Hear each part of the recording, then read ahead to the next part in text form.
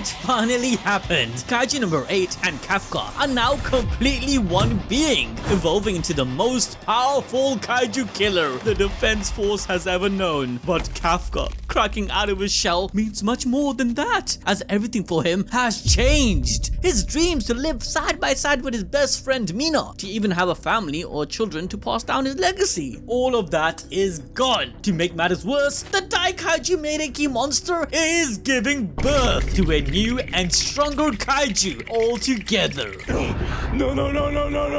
In chapter 120, after accepting to turn his own heart into a new core, Kafka exchanges his humanity, taking all of Kaiju number 8's 400-year-old grudge to become this. Now, we learned during the Meireki era, Kafka's ancestor also went through a similar evolution, leading to him becoming the little guy 8 in the first place. This was because in the 1600s, they only used primitive anti-kaiju weapons, which meant that the Defense Force at that time had to rely on pure skills and guts. Unfortunately, it didn't yield enough results. Rather, Kafka's ancestor had to watch his comrades be savagely torn apart by the Meireki Daikaiju. This included his platoon leader and even the strongest generational swordsman to live in Hoshina's ancestor, who, mind you, was later taken over as a host by the Daikaiju. Regardless, with thousands being killed, this tragic event went down as the biggest catastrophe in history. But what wasn't told to the world was how the souls of the samurais who died fighting to protect those they loved lived on as a grudge. You see, feeling as though they had failed, every dying warrior's shame turned to bitterness and then pure hatred for the kaiju. This manifested onto the shoulders of Kafka's ancestor, who too had met his end the same way as the others, not being able to do anything, feeling powerless. In the pits of the deep waters below, Kafka's ancestor's heart turned into a core, and his comrades' souls had amalgamated onto it, creating Kaiju number 8. This being, looking like an embryo, was not a coincidence, as it represented new life, but also like an embryo, it required dependency on a host to live on, which is why Kaiju 8 had to find his descendant to then fully reborn as the kaiju killer, fulfilling its purpose. 8's depiction is also focused around being an insect, illustrating how the samurais felt compared to the ridiculous unstoppable power of the kaiju. But of course, as we mentioned last time, this inspiration is based on the Metamorphosis novel written by Franz Kafka. Yep, you heard that right. It's about a man named Gregor Samsa who wakes up one day to find himself transformed into a giant insect-like creature. But leaving that aside, once Kaiju 8 found its host, it had only planned to use Kafka temporarily to enact its revenge against its mortal enemy, the Meireki Daikaiju, where both sides represents the historical battle between the two races. In fact, number 8 is a fusion of the grudge of the human warriors, whereas this Meireki monster is the amalgamation of multiple kaijus, hence why this final battle represents the entire kaiju human war. Sadly, in chapter 113, 8's core was destroyed by the Meireki monster, but now it's time for a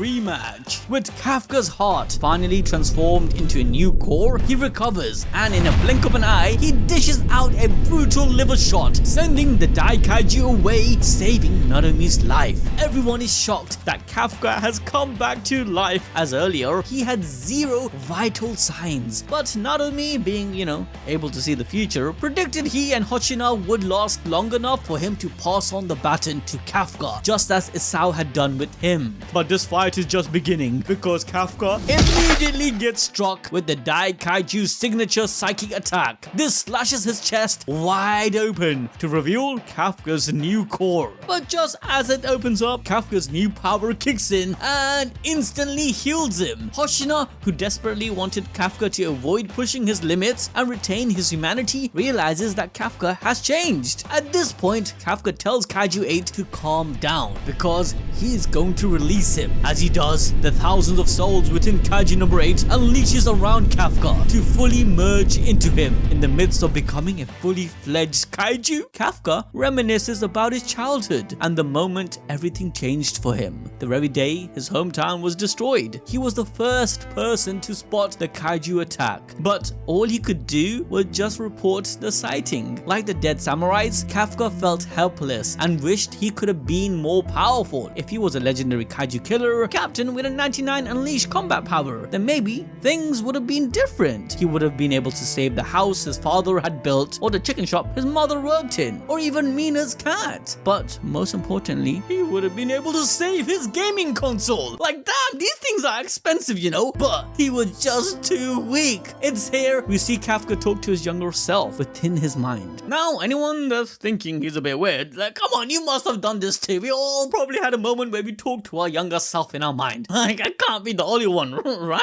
Okay, but listen, this is important character development, because Kafka acknowledges that his younger self would never want to go through that experience again, and says that even though this isn't the future that he envisioned, it's still the one he can be proud of, as he is going to fight to protect the people he loves. With that, Kafka's kaiju mask breaks as he comes out of his shell as a new being altogether, revealing that number 8 isn't wrapped around him, but is him. And so, the ultimate kaiju battle begins. However, to put this final fight into perspective, we need to understand how strong Kafka has become and what he is facing up against. From number 9's memories, we know that this Daikaiju has been around for a very long time and has accumulated various powers along the way. The identified kaiju we have seen so far are unique and possesses abilities not shared by others. For instance, number 1 had Future Sight and number 6 had Cryokinesis. This Daikaiju is the accumulation of many kaijus, so it's not far-fetched to think that it has multiple abilities. We also know this is true as it's confirmed in chapter 110, but one of which is the ability of absorbing others inside of itself to further its evolution. In fact, this might be the main ancient kaiju's innate ability, which in turn sucked up the other kaiju around itself, turning into the monster we see in chapter 113. And we know this ability did not belong to number 9, as 9 stated that even he couldn't stop the absorption, no matter how much he tried to resist. However, we know that this isn't limited to only kaijus, as number 9 in chapter 104 stated that no one has ever escaped, no matter the era, no matter how strong, not a single person in history. Timeline wise, we know that this Daikaiju seemed to have started with the priest being its first human host. With that, there is a theory that this priest facilitated the Daikaiju's existence, maybe due to experimentation or other means. This stems from the idea that the real life event of the Great Meireki catastrophe started with a priest as well. This historical event referred to the Great Fire of Meireki that burnt roughly 70%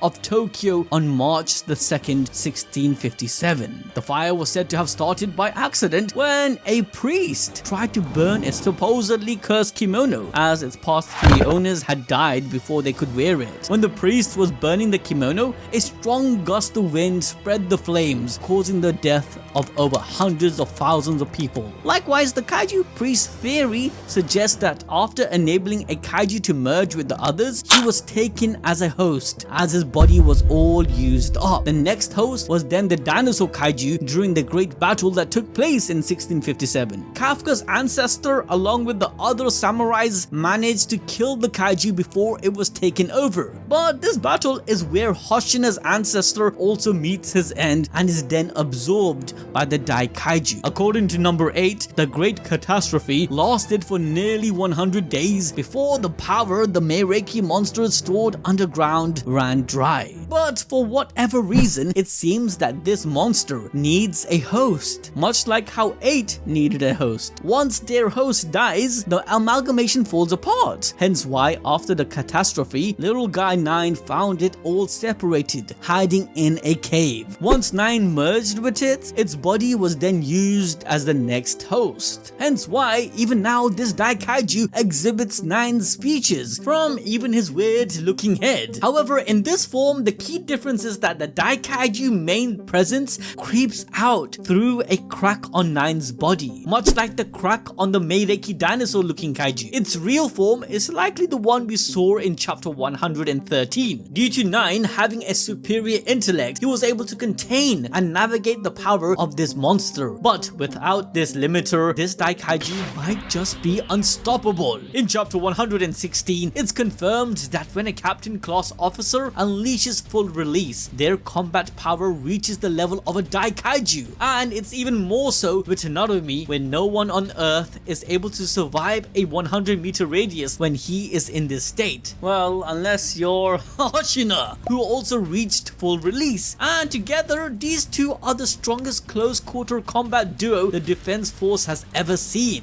Yet, they couldn't even make the Meireki Daikaiju flinch. So when it comes down to raw power and durability, this monster takes the cake. Nothing is comparable. After catching the duo's attack with its bare hand, this freak started to bubble up from the cracks in his belly, causing an explosion. After this attack, in chapter 119, we see that from the cracks on the belly, there is a pair of human-like hands coming out. It is as though the monster has yet to fully hatch, and the outer host it's in is merely a shell. Imagine the Meireki monster's next form is that of Hoshina's ancestor or even Asao. It will be a kaiju that becomes a human fighting a human that became a kaiju. But what makes things worse is that even Narume's Ball's deep future sight couldn't do much against this monster, because there isn't just one signal or future output, as in reality this monster is a composition of many. But hey, its arsenal of attacks doesn't stop there, as besides having multiple arms, an immeasurable fortitude level and power, that's uncomparable, and pretty much all of Nine's ability and more, one power that is unique to this monster is his signature psychic attack. After sending out some sort of signal, it marks its target with some kaiju language of some sort, and as we saw with Kafka, this move deals a devastating blow. However, it needs to be finished, otherwise when interrupted, it doesn't do anything. Now, what's interesting is that when Kafka saved Narume from this attack, the hand coming out of Nine's body actually changed, becoming more monster-like, once again foreshadowing an even greater threat. But this brings us to kaiju number 8's final form, because after tanking and healing from another psychic blow, we see a whole new beast altogether. Kafka no longer has to worry about a time limit in its kaiju form, and all the techniques he used against Nine has infinite ammo, especially Kafka's ultimate berserker form. Like we saw how powerful Kafka became in chapter 112 against Nine, he has the power to cripple other kaiju's healing factor, but his variant number 6 modified Thunder Emperor showcases the bare minimum of what we can expect from kaiju number 8. With Narume going overdrive using his Ball's deep future sight, he pretty much understands how this Meireki monster fights, and he'll pass on this information to help Kafka win against this monster. However, like I said, once the Meireki's true form hatches, this fight will be not just against Kafka's Kaiju 8, but against the entire Defense Force, where we will see more of Reno and Kikuru coming into play. Let me know in the comment section below how you think this will end. With that, if you want more Peak Fiction, then make sure to watch this video next!